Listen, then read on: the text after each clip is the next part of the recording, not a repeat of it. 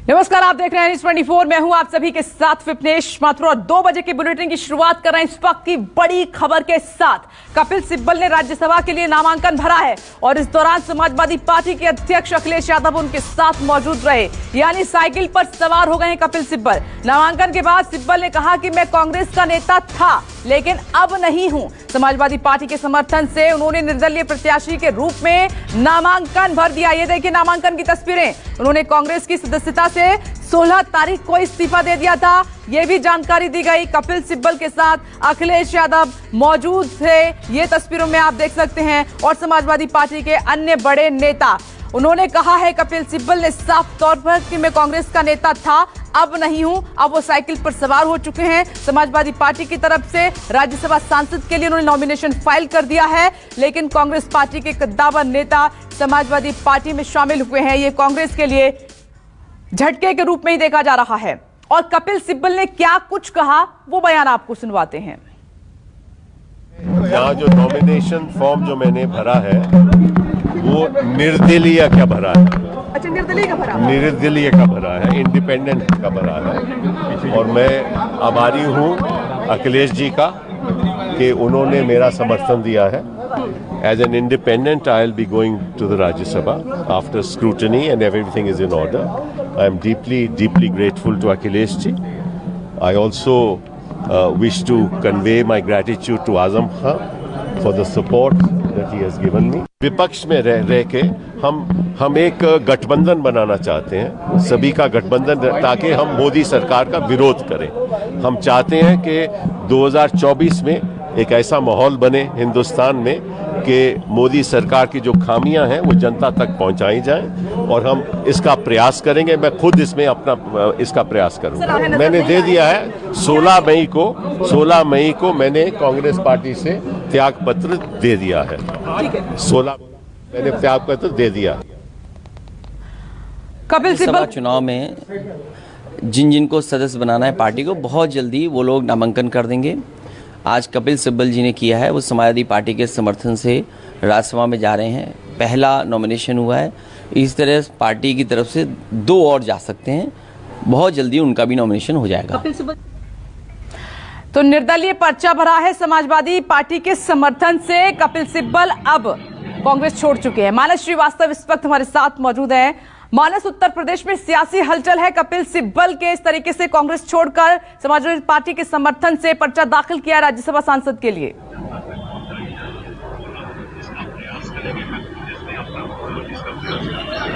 देखिए, निश्चित तौर पर जो स्थिति है बिल्कुल स्पष्ट है। 2 दिन से इस बात की चर्चा थी कि कपिल सिब्बल समाजवादी पार्टी के सिंबल से राज्यसभा की ओर जा सकते हैं, लेकिन आज थोड़ी हैरत इस बात को लेकर हुई कि कपिल सिब्बल ने निर्दलीय पर्चा दाखिल किया।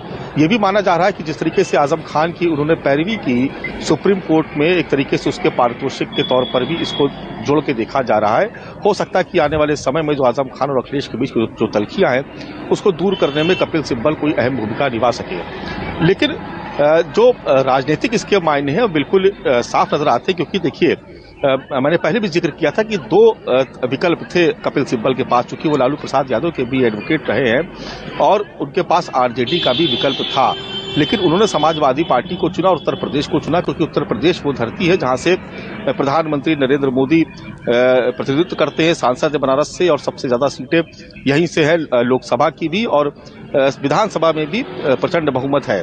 तो ऐसे में जिस तरीके से अखिलेश ने एक फैसला लिया था कि वो अपनी लोकसभा की सीट छोड़ करके और उत्तर प्रदेश में एक विपक्ष की भूमिका निभाएंगे, उसको वो खुद लीड करेंगे, तो कहीं ना कहीं समाजवादी पार्टी के जरिए राज्यसभा उत्तर प्रदेश से जाने के पीछे जो मंशा है वो कपिल सिब्बल अपनी बातों से स्पष्ट कर रहे हैं कि संभवतः वो शायद गैर कांग्रेसी विपक्ष की बात कर रहे हैं। जहां तक मैं समझ पा रहा हूं कि वो गैर कांग्रेस एक विपक्ष को खड़ा करना चाहते हैं, जिसमें वो किसी पार्टी के डोर से बंधना नहीं चाहते। वो एक इंडिपेंडेंट तौर पे वो राज्यसभा में जाएंगे और वहां पर रह करके वो तमाम जो गैर कांग्रेसी जो दल हैं, जो विपक्ष की भूमिका में है, उनको एकजुट करने की कोशिश करेंगे और शायद उसका पूरा फोकस उत्तर प्रदेश होगा। 2024 का भी जिक्र किया कपिल सिब्बल ने, तो शायद ये माना जा रहा है कि 2024 से पहले ही कपिल सिब्बल किसी एक बड़ी भूमिका में नजर आएंगे, विपक्ष को लीड करेंगे, विपक्ष को एकजुट करेंगे और मोदी सरकार के खिलाफ योगी सरकार के खिलाफ एक हमलावर की मुद्रा में नजर आएंगे। किस तरीके की रणनीति होगी, क्या बातचीत हुई है, ये तो आने वाला समय बताएगा कि रणनीति कितनी कामयाब होती है, नहीं होती है। लेकिन अगर इस पूरे परिदृश्य को हम अगर बारीकी से देखें और उसका विश्लेषण करें तो स्थिति बिल्कुल साफ तौर पर नजर आती है कि उत्तर प्रदेश की धरती को चुनने का मतलब है कि भारतीय जनता पार्टी को उत्तर प्रदेश में कमजोर करने की किसी रणनीति पर बात चल रही है।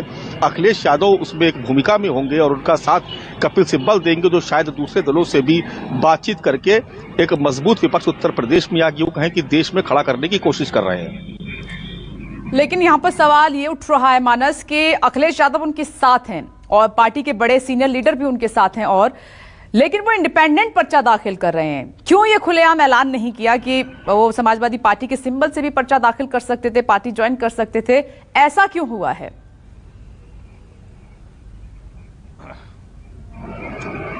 देखिए, जैसा कि मैंने आपसे पहले भी मैंने जिक्र किया कि देखिए उनके पास एक दूसरा विकल्प भी था कपिल सिब्बल के पास।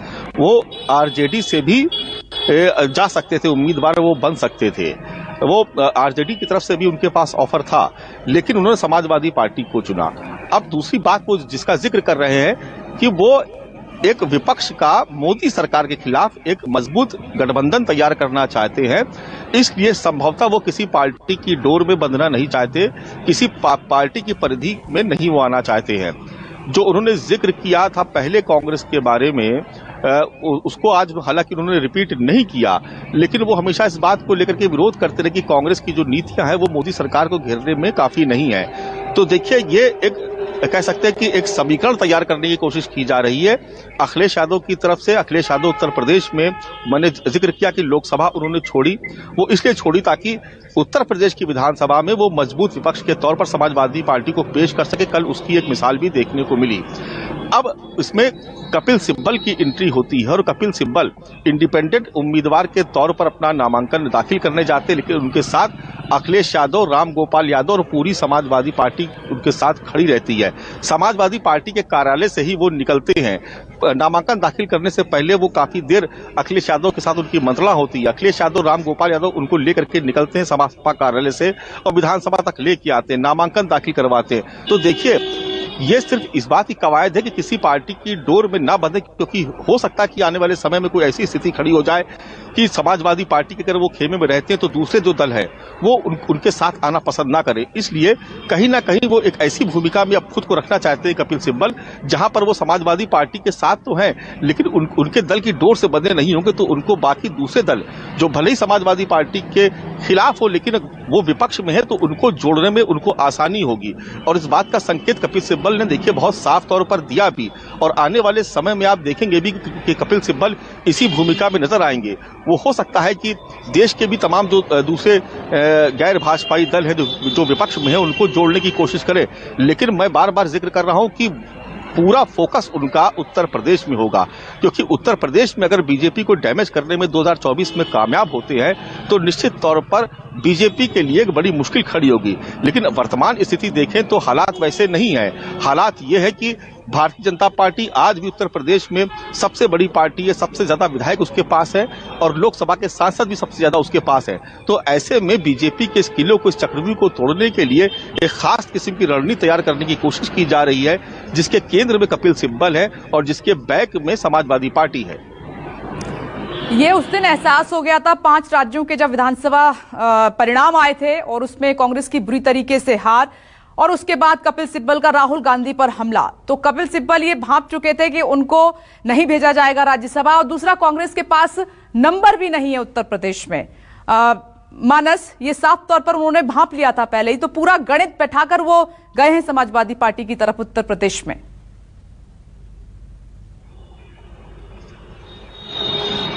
देखिए, बिल्कुल निश्चित तौर पर पूरा गणित बैठाने के बाद ही वो गए, क्योंकि वो जानते हैं कि देखिए बहुत सारे ऐसे कद्दावर नेता हैं जो जिनकी जो इस बार राज्यसभा में नहीं जा पाएंगे। बहुत सारे ऐसे विधान परिषद सदस्य जो नहीं जा पाएंगे। एक नाम का मैं जिक्र करूं तो सतीश चंद्र मिश्रा, जो कई वर्षों से लगातार राज्यसभा जाते रहे बसपा के कोटे से, इस बार उनकी वो स्थिति नहीं है कि वो राज्यसभा जा सके। कांग्रेस की उत्तर प्रदेश में वो स्थिति नहीं है, लिहाजा समाजवादी पार्टी एक बेहतर विकल्प था और समाजवादी पार्टी को भी किसी ऐसी ही शख्सियत की तलाश है जो उनकी पार्टी में से जुड़ करके समाजवादी पार्टी को मजबूत कर सके। और देखिए, एक बड़े वकील, जिस तरीके की भूमिका उन्होंने आजम खान के केस में कपिल सिब्बल ने निभाई, तो उसका क्रेडिट जाता है कपिल सिब्बल को। और कहीं ना कहीं समाजवादी पार्टी ये महसूस करती है कि कानून के इतने बड़े जानकार, देश के इतने बड़े वकील और इतने पुराने नेता कांग्रेस के, जो कई टर्म सेंट्रल में मिनिस्टर रह चुके हैं, अगर वो समाजवादी पार्टी के साथ जोड़ते हैं तो ये उनके लिए भी बेहतर और सुविधाजनक है। तो निश्चित तौर पर यह मंथन कई दिनों से चल रहा था। देखिए, अगर जरूरत कपिल सिब्बल की है तो जरूरत समाजवादी पार्टी की भी है। तो दोनों मिल करके कुछ ऐसी रणनीति पर काम करने की कोशिश कर रहे हैं कि भले ही निर्दलीय उम्मीदवार के तौर पर आज कपिल सिब्बल को पर्चा दाखिल करवाया गया, लेकिन समाजवादी पार्टी ने यह दिखाने की कोशिश की कि ये भले ही निर्दलीय है, लेकिन ये है हमारे ही और हमारे साथ ही खड़े रहेंगे। जी बिल्कुल, यानी कि मानस 31 से अखिलेश यादव में 2 निशाने यहाँ पर साथ दिए हैं। दिल्ली में एक मजबूत चेहरा भी उनको मिल गया है। शुक्रिया आपका। आगे बढ़ते हैं, आज की दूसरी बड़ी खबर का रुख कर लेते हैं। यासीन मलिक की सजा पर दोपहर 3:30 बजे फैसला आना है। एनआईए ने फांसी की सजा की मांग की है। कोर्ट जो चाहे सजा दे। यासीन मलिक ने कहा, टेरर फंडिंग मामले में दोषी करार दिया गया है यासीन मलिक को, और जितनी भी धाराएं यासीन मलिक पर लगी थी, किसी को भी यासीन मलिक ने चुनौती नहीं दी है। उसने कहा कि कोर्ट जो फैसला लेगा, जो सजा सुनाएगा, उसको मंजूर है। 3:30 बजे का इंतजार किया जा रहा है। और मेरे सहयोगी प्रभाकर मिश्रा इस वक्त हमारे साथ मौजूद हैं। प्रभाकर मिश्रा, 3:30 बजे का इंतजार किया जा रहा है कि यासीन मलिक को फांसी होगी या फिर उम्र कैद।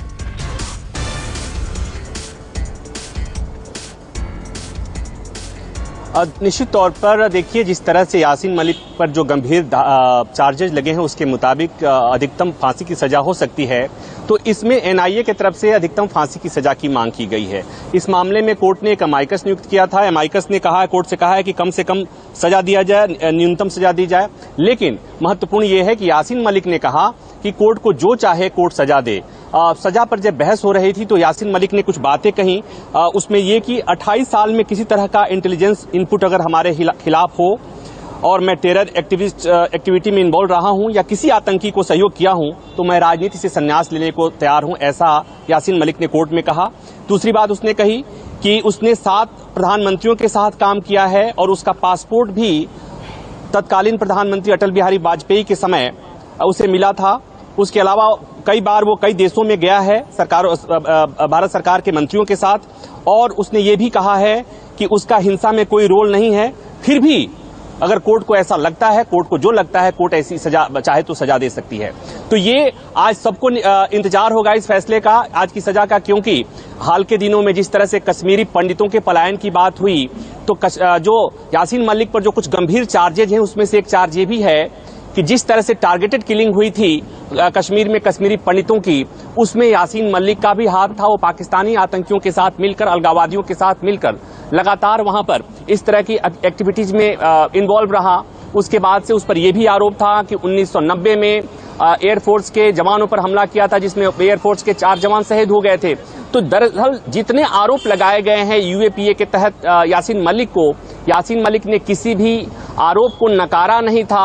और सजा पर बहस के दौरान जो कोर्ट ने बात कही है, ये कहीं न कहीं एक तरह से सिंपैथी बटोरने की कोशिश है। 3:30 बजे देखना है कि कोर्ट इसे फांसी की सजा देती है या आजीवन कारावास की सजा सुनाती है। विपनेश। ओके प्रभाकर मिश्रा, नजर बनाए रखिएगा। शुक्रिया आपका। आगे बढ़ते हैं, इस वक्त की एक और बड़ी खबर का रुख कर लेते हैं। बारामूला में 3 पाकिस्तानी आतंकी ढेर किए गए हैं। एनकाउंटर में पुलिस का एक जवान भी शहीद हुआ है और सर्च ऑपरेशन के दौरान हथियार और गोला बारूद बरामद हुए हैं।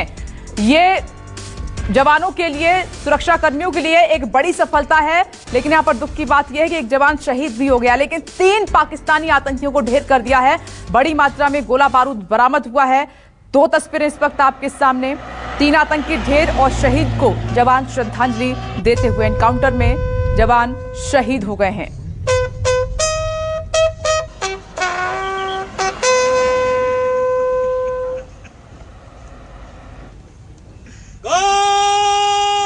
ये टेररिस्ट पिछले 3-4 महीना से इस एरिया में एक्टिव था। इसको हम लोग ट्रैक कर रहे थे और उसमें अनफॉर्चुनेटली हमारा एक पुलिसकर्मी साथी हमारे शहीद हो गए। हम लोग को दुख है, लेकिन ऐसे इनकाउंटर में इस टाइप का कोलेटरल डैमेज हम लोग को बर्दाश्त करना पड़ता है। इस साल अभी तक में 22 पाकिस्तानी टेररिस्ट मारे गए। लास्ट पूरे 1 साल में 21 मारा गया था। अच्छी बात है, जितना जल्दी पाकिस्तानी टेररिस्ट सफाया हो जाए, यहाँ शांति आने में अच्छा होगा, हम लोग इससे हेल्प मिलेगी।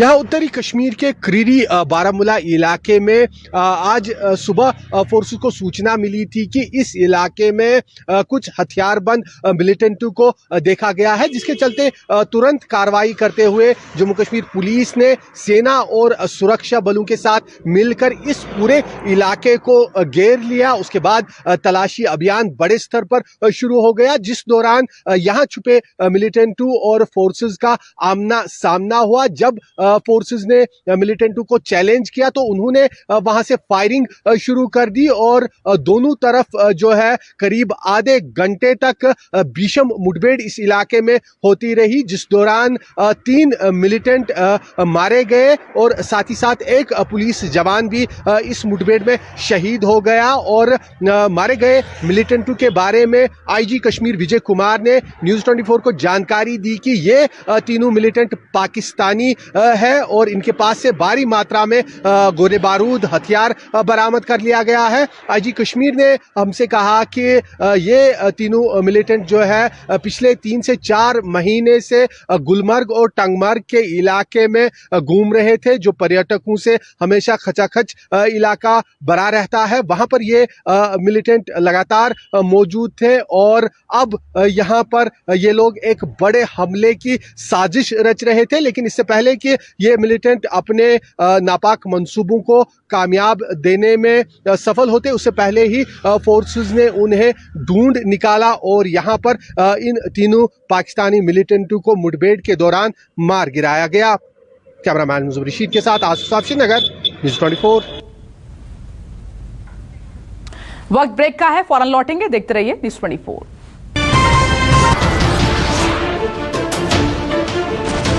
नमस्कार, मैं हूं मानक गुप्ता।